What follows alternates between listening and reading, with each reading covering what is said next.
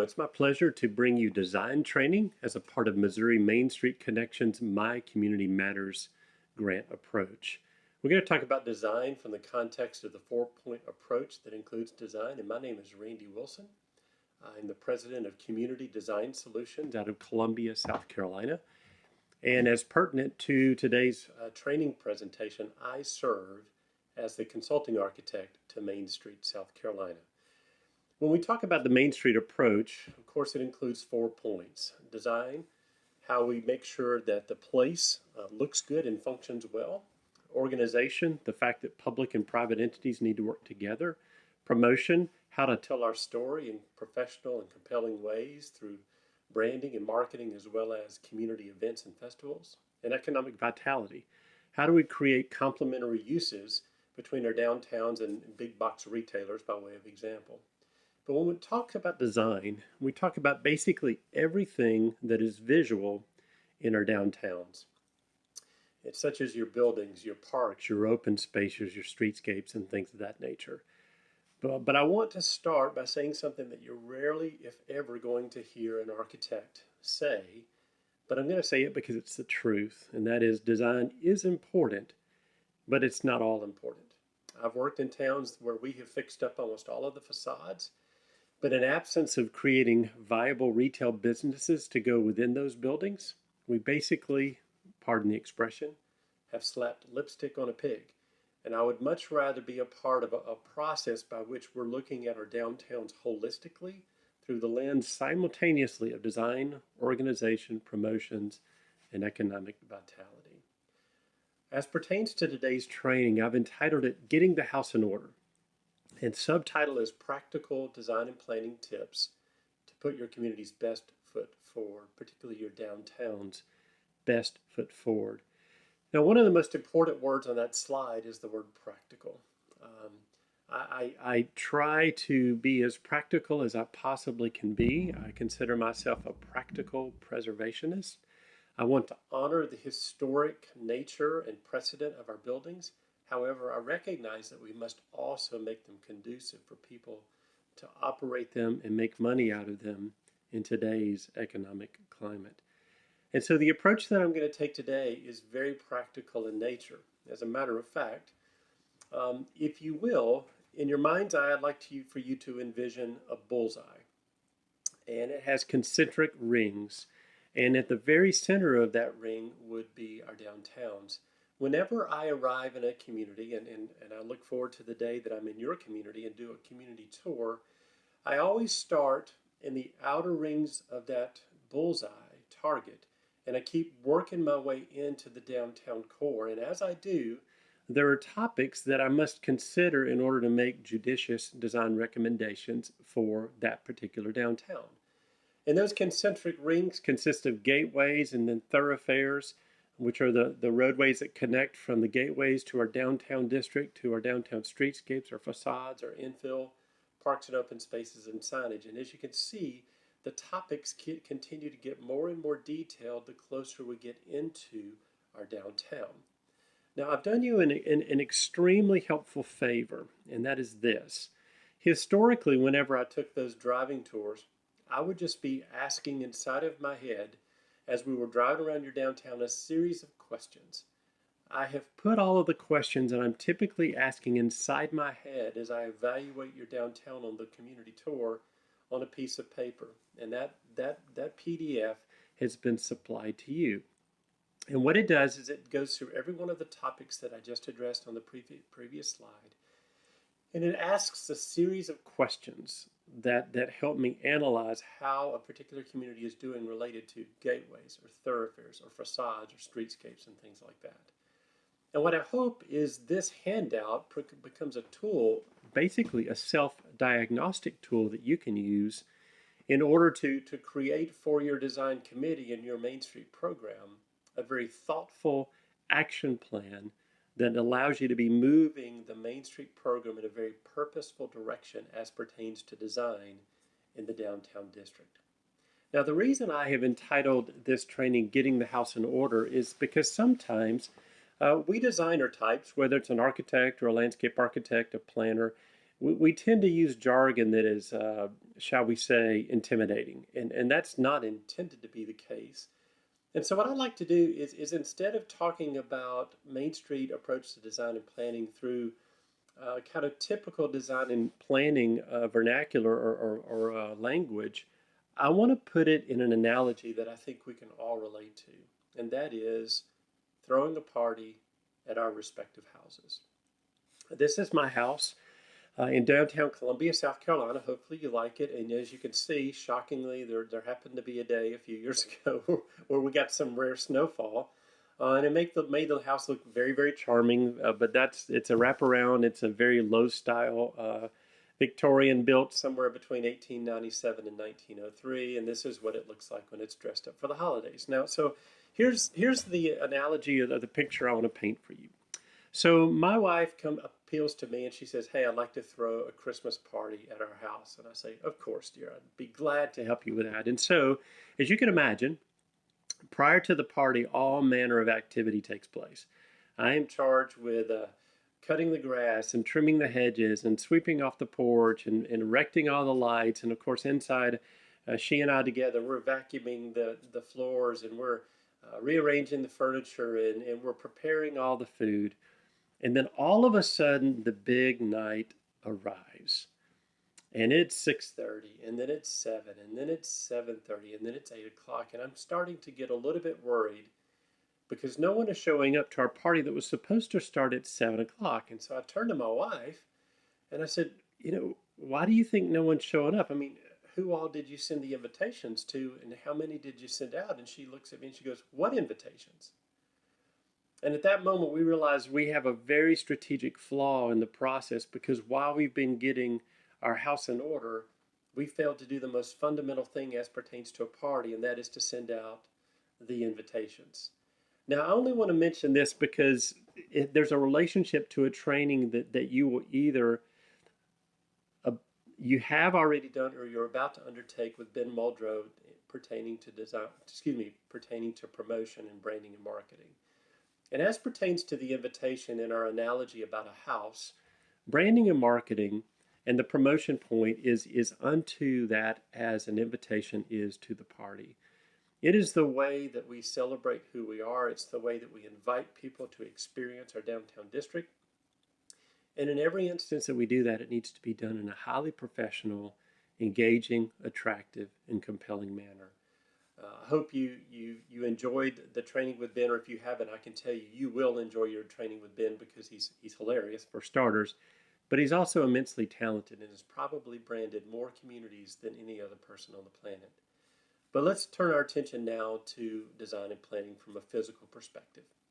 So anytime we talk about our communities, there's always a place and time where a first impression is made. The same is true when we throw a party at our houses. Now, if in real estate terminology, we call this curb appeal.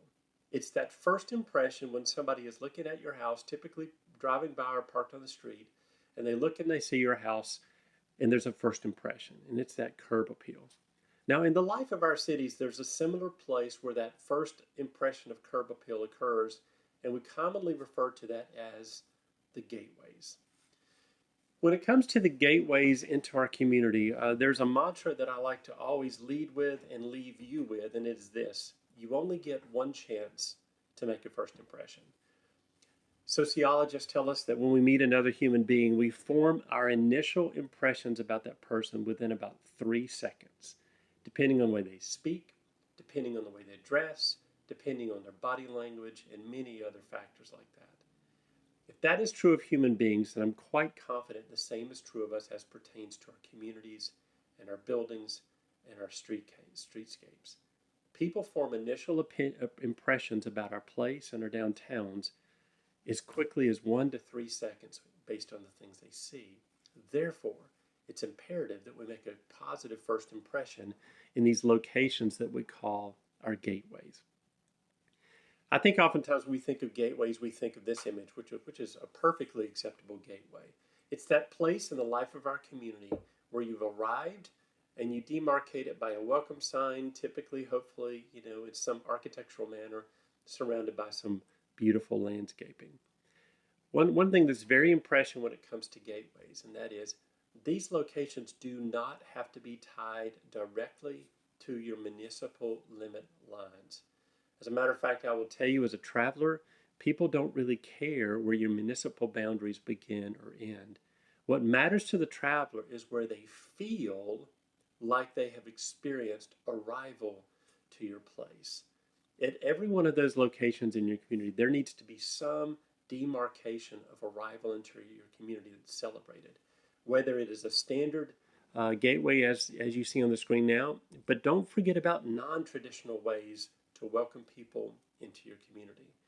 In case you were unaware, there is no law on the books that stipulates water towers have to be painted off baby blue. You can paint them any color you want. And so use those as opportunities to introduce your brand and your logo and your color scheme as a way to welcome people into your community. Perhaps, I don't know, what do you think? What do you see when you look at this image? This is Macon, Georgia. And believe it or not, this is a very important gateway into their downtown district.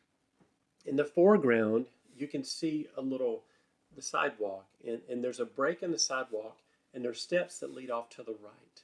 Where I am standing in this photograph, I have just crossed over the Ocmulgee River. And if one was to walk up the steps to the right, you would arrive at a plaza that overlooks the river. And it's the place where Otis Redding wrote his famous song, Sitting on the Dock of the Bay. Moreover, if you were to travel underneath this rusted out train trestle, to the left you will see one of the most beautiful museums.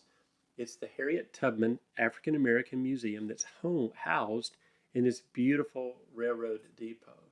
Next to it is the Georgia Music Hall of Fame and the Georgia Sports Hall of Fame. And if you continue down the road about 2 blocks, following that truck and that van, you would come to a recording studio on the right that is where Otis Redding and the Allman Brothers made their big hits and their debuts. Now my point in saying all that is, with all of those profound assets, this is how people welcome travelers into downtown Macon, Georgia. And so Ben Muldrow, who's going to be doing the promotion committee training, and I collaborated. He created these icons of all of these tourism destinations that are within a 3 to 4 block area of this location and time. And I recommended the repainting of the trestle, a new railing system, adding the Macon icons, putting down a welcome sign as well as some landscaping, and it transforms what heretofore was an eyesore into a really nice gateway into their downtown. Now, the thoroughfares in our downtown can be compared to the connecting walkways between the sidewalks and our front porches. Now, the thoroughfares in the life of our cities are the connecting roadways between those gateways we just talked about and our downtown districts. This is Beaufort, South Carolina, and on the top and the bottom are the images that you are likely to see if you were just to do a Google search of Beaufort, South Carolina. These were the romantic, beautiful postcard images that I was aware of when I moved to South Carolina almost 30 years ago. Now imagine my shock when I was going to work in downtown Beaufort for the very first time, and the thoroughfare that connected between the welcome signs in Beaufort to the downtown looked like this. And the entire way I was thinking, this doesn't look like the postcard. Now, when it comes to our thoroughfares and the life of our cities, now we don't have all of the money in the world that we want to treat these the same way we can in terms of our downtown streetscape. But there need to be certain humbler gestures that we apply on these thoroughfares so that at least the experience doesn't betray the wonderful experience that we will have when we arrive downtown. Let me illustrate this through some renderings I did for another coastal South Carolina community called Conway. This is the main thoroughfare into downtown Conway. As you can see, it's your typical strip commercial. And so the recommendations were to layer this corridor over time with practical suggestions. In the meantime, until anything's done, let's just put banners on the existing poles. And then roughly every other pole, perhaps, then let's plant a tree. Over time, those trees are going to grow, and then in the middle, if we can afford it, if there are no left and right turning movements, what if we put some medians with landscaping? And in the very long term view, let's start moving our buildings closer to the roadway. And so ultimately, this is our existing conditions 20, 25 years into the future. This is what it can look like. I understand it's a long route, but again, we just need to begin layering these elements one at a time to change the impression that we experience when we go down these thoroughfares and arrive in our downtowns. For a more humble approach, this is a thoroughfare in a delta town called Cleveland, Mississippi. And this was one of the main routes into the downtown, and it wasn't offensive; it just wasn't attractive. And so through some recommended treatments such as bike lanes and new bannering and trees, we can change that to be a far more foreshadowing treatment of what you're going to experience downtown from what it is at the moment. Now, when we arrive in our downtowns, there needs to be yet again a welcome to the downtown. We don't want to just welcome people to the community. We also want to welcome them when they arrive to this very distinct district that we call downtown. In the life of our homes and throwing this party, that place is akin to the front door or a front porch. And can you imagine if people walked up this walkway to your front porch and then it was rusty and falling off of its hinges? It wouldn't send out the best signal.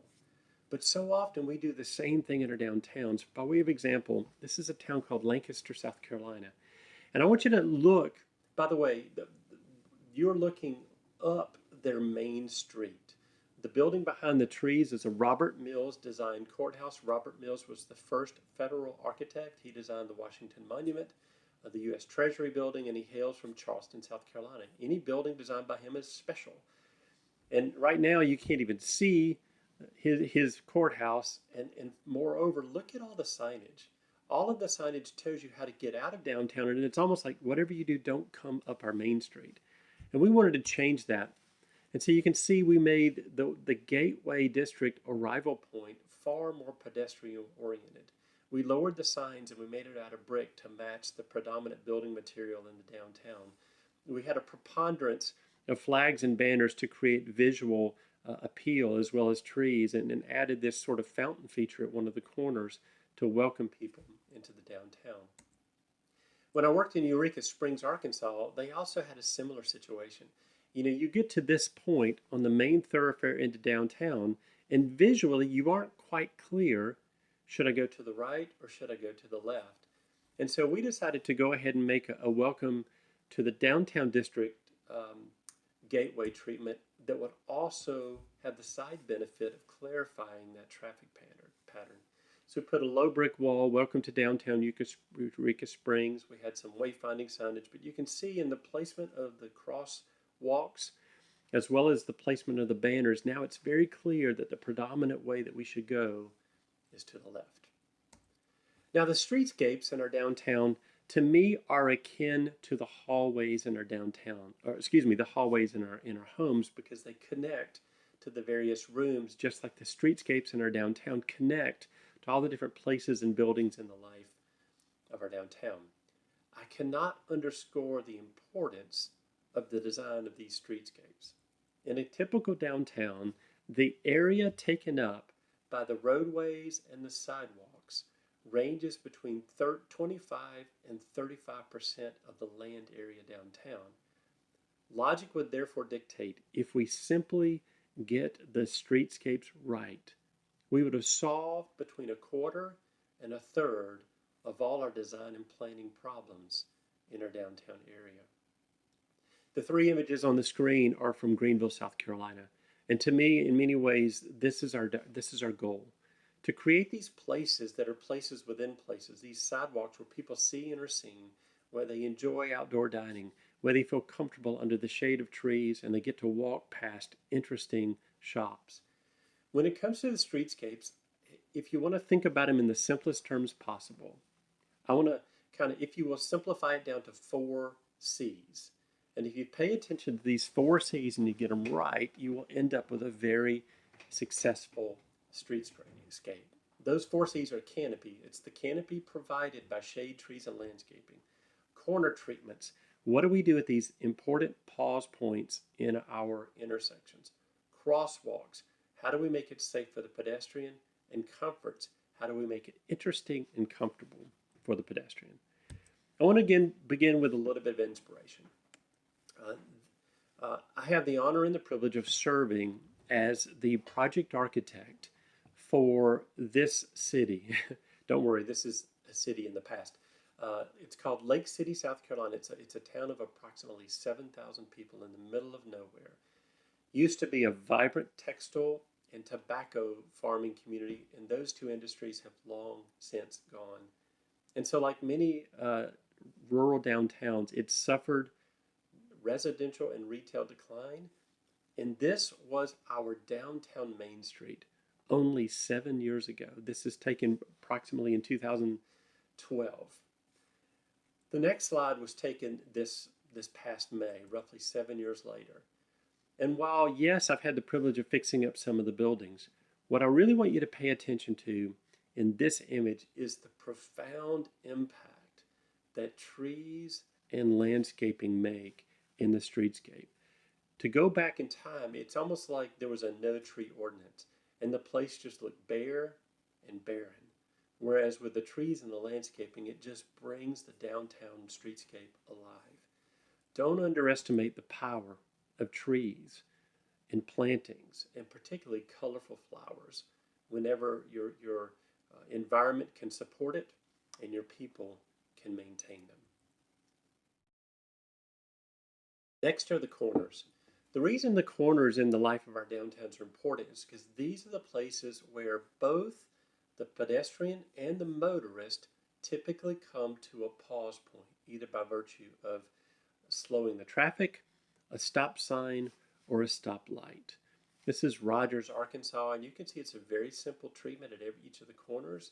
There are low plantings, or there are flowers, or there are trees. Similarly, in a little downtown in Clinton, Mississippi, just these simple gestures at each of the corners of flowers, landscaping, and hanging banners, it just speaks to a distinctive place in the life of our cities and the downtowns.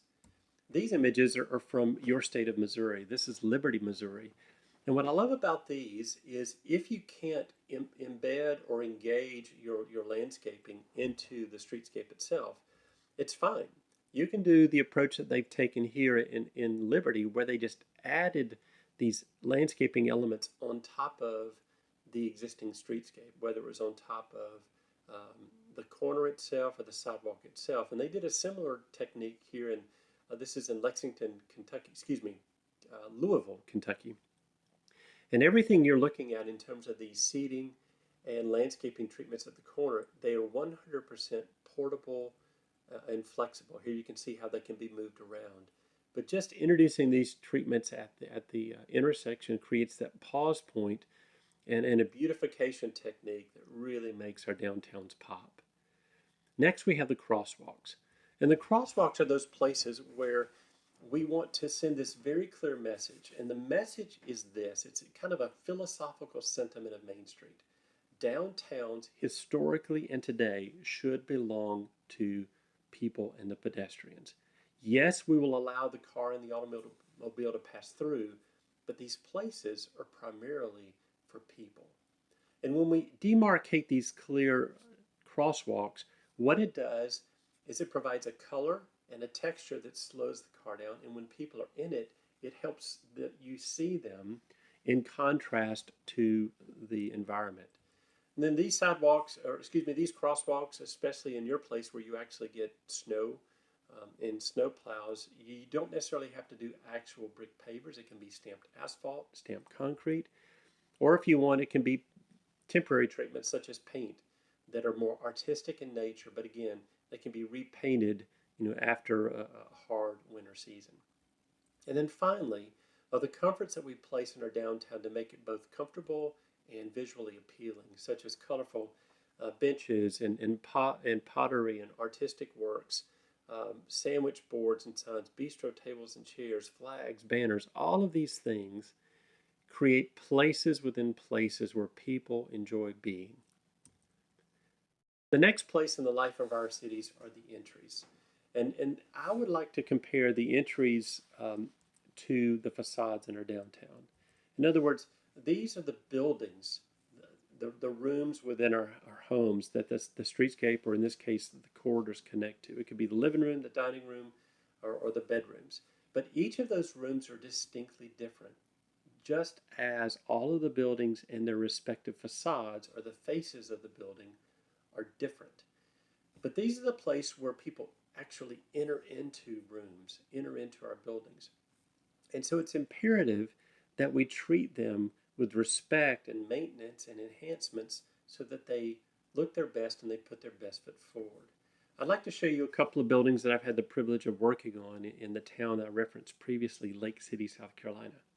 I jokingly refer to this building, this was the first one I worked on, as the ropes course building because, as you can see, the awning itself is being held up by ropes tied off to the roof. And then for whatever reason, I guess they wanted to be in Breckenridge, Colorado. They put this sort of diagonal wood siding to make it look like a ski lodge. I have no idea why somebody would do this, but to quote a Main Street manager in my career, he used to say, some people have all their taste in their mouth. And that's the only explanation I can give for why they did this to this particular building. But you can see in this slide, once we remove that, it's just a handsome, humble, but a handsome little building underneath. This is not going to win any design awards, but I would humbly submit it still looks quite a bit better than that. In this before and after, I just want to just highlight the importance of simple things. You know, you may look at this building and think there's nothing that can be done for this, but in the next image, I just want you to focus on the power of paint and awnings, paint and awnings. And it makes a powerful impact as we just demarcate, you know, specific parts of the building that are used for the studio and the office to the left and the right. And again, before and after, primarily consisting of just paint and awnings. Again, I have no idea why historically people covered up these buildings, because underneath them were these really attractive buildings just waiting to be revealed and to show off their historic nature. And when you do enough of these buildings in conjunction, then all of a sudden you begin to radically transform the appearance of your downtown between before and after. Now, I'm not going to lie, you know, fixing up these buildings takes time and money. And so what are some treatments that we can employ in the meantime?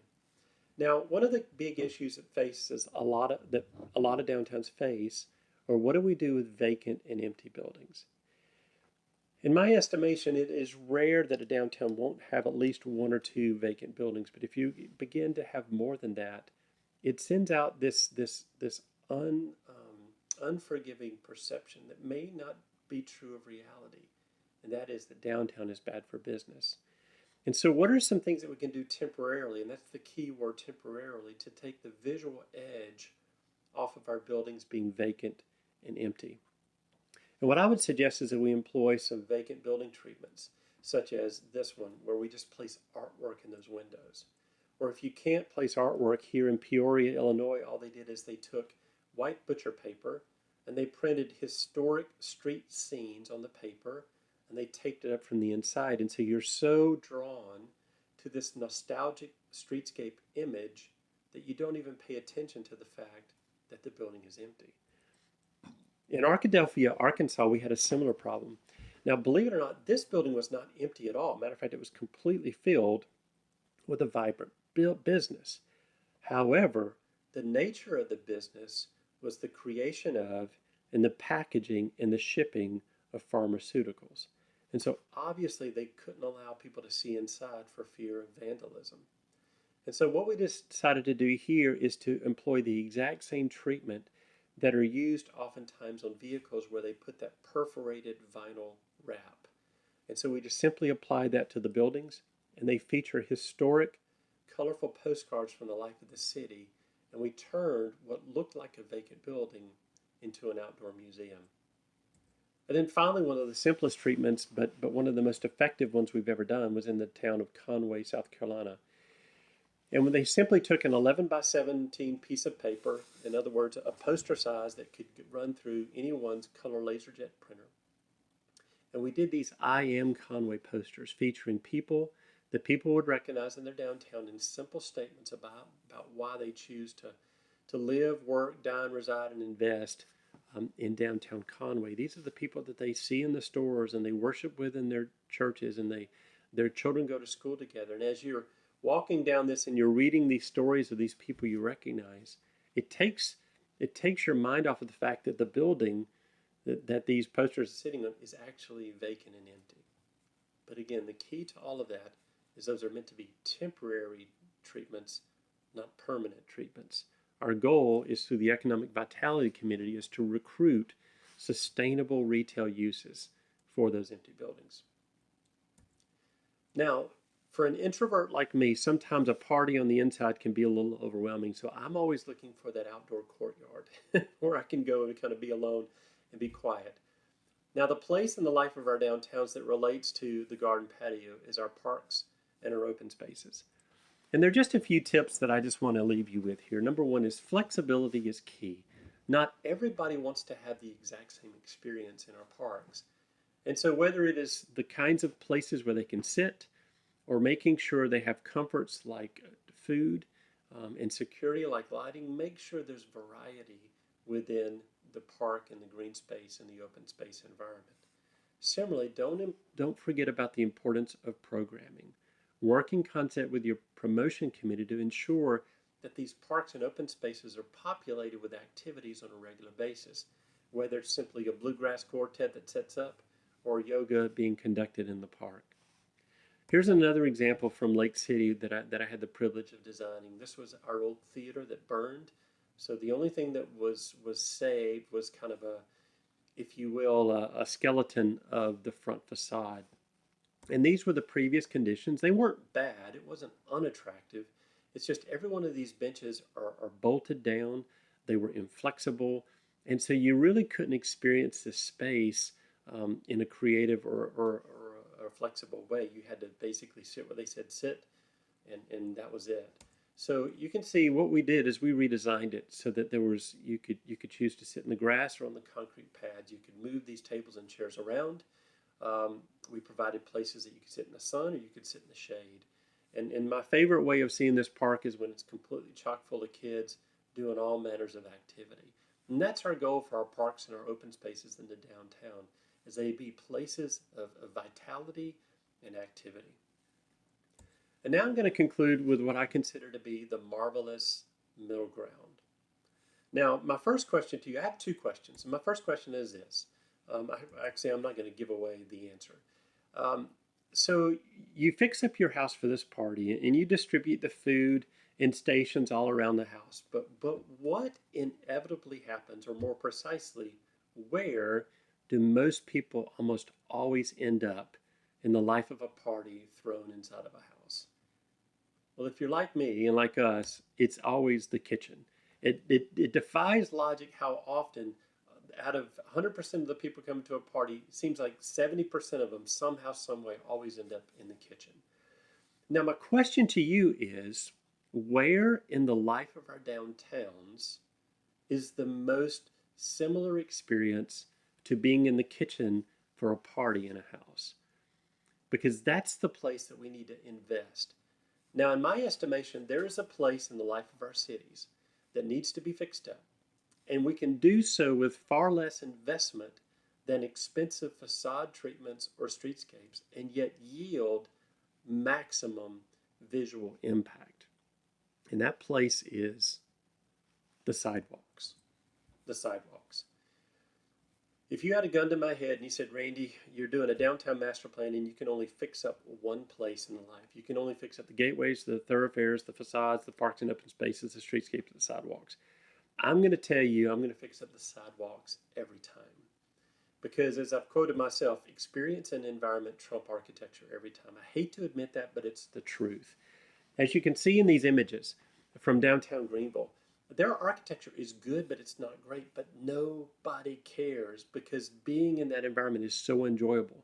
It's comfortable. It's interactive. You have these great niche retailers. You have these great outdoor dining spaces. You have this comfortable tree canopy and shade. And because it's so interesting, the architecture basically is just a backdrop to the experience in the downtown environment. My encouragement to you is to populate your downtown, particularly sidewalks and your park and your open spaces, with what I call vibrancy amenities. Now, a lot of people refer to this simply as creative placemaking. I don't discount that, but my only issue is I think placemaking is far more involved than just some visual gimmicks. But take advantage of places in your downtown to put interactive treatments such as cornhole, giant Jenga, giant Scrabble, artistic installations, or as you can see in this screen, a parklet, a pop-up park that takes up one or two parking spaces. And again, look at the difference that it makes. Bocce ball in the middle, in a median. And all of these things just provide opportunities for people to interact with your downtown. More often than not, when we're doing master plans in downtown, the comment we always hear is there's nothing for kids to do downtown. Well, all of these treatments provide something for everyone of every age to something to do.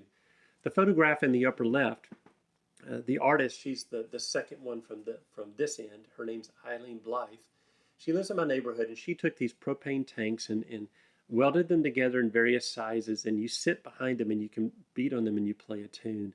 And I can tell you this becomes a real draw in our downtown.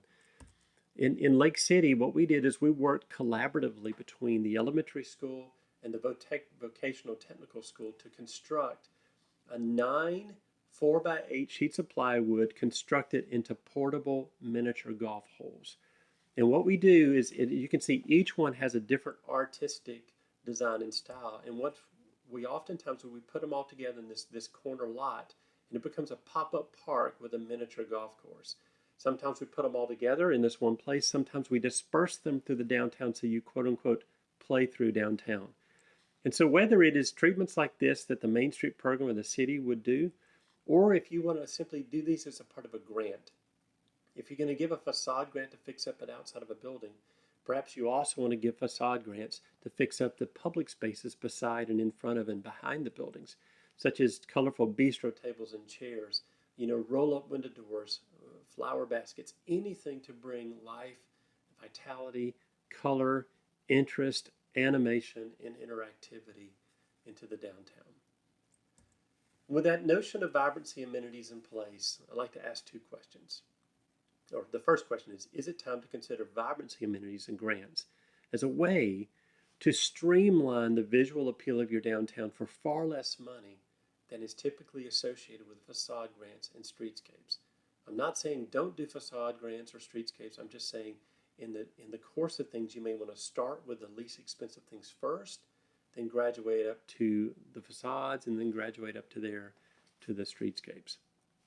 As pertains to my presentation as a whole, as we've looked at each area of consideration in our communities, from gateways to thoroughfares to the downtown districts to the facades, the streetscapes, the open spaces, I hope you've been looking at that handout that I provided with all the questions to ask pertaining to each of those places. And my second question to you would be, is your action plan, particularly pertaining to the design committee, beginning to come into focus? It's been my pleasure to be with you today. I really appreciate you taking the time to listen. And again, because of the unique circumstances of us dealing with coronavirus, we will follow up with another Zoom conference call soon, and we'll have an interactive question and answer session pertaining to what you've just seen and heard. I look forward to being with you in that manner, as well as being in your community physically in the very near future. Thank you so much again, and have a great day.